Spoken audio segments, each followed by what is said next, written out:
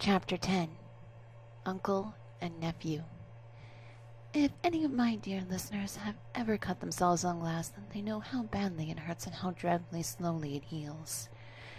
Marie had to spend almost a week in bed because she became dizzy whenever she tried to get up, but at last she recovered and could run and play as merrily as before.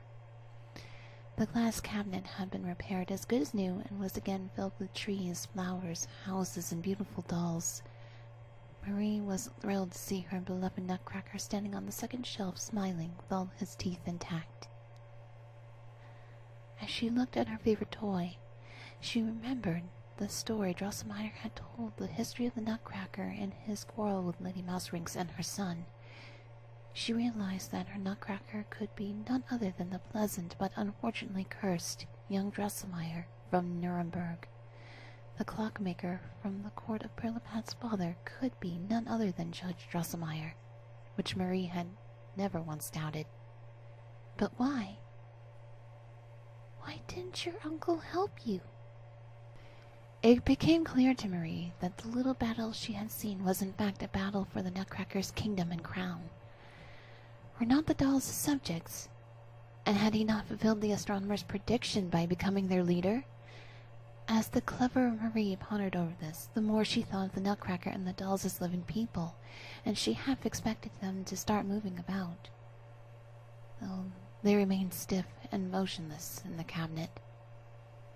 But Marie, certain beyond any doubt that they were really alive, decided it was because of Lady Mousering's curse.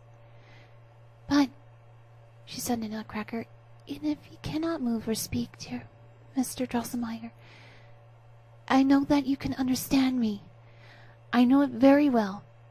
You can count on me to help you if you need it. At the very least, I'll ask your uncle if he can help."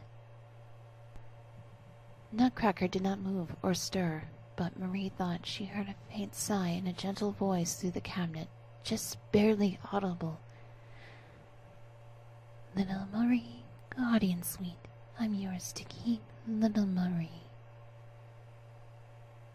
A shiver ran down Marie's spine, but she was comforted nonetheless.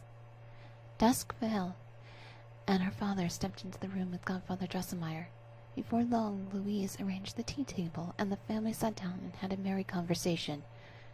Marie quietly moved to her little easy chair near Drosselmeyer's feet and sat down.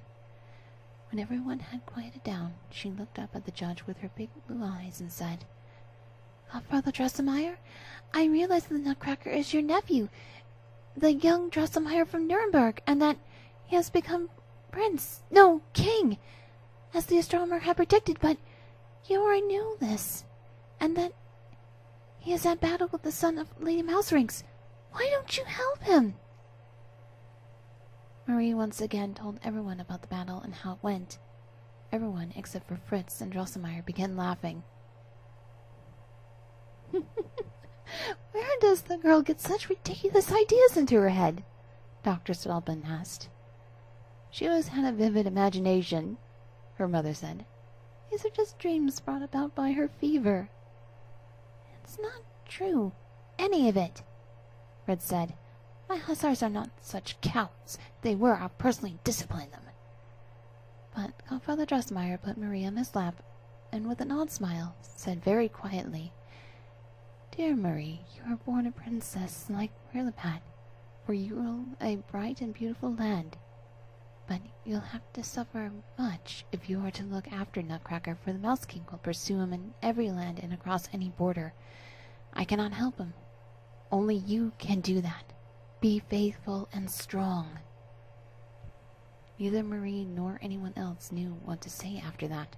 The doctor took Drosselmeyer's pulse and said, "You have an esteemed friend, a severe head cold. I'll write you out a prescription."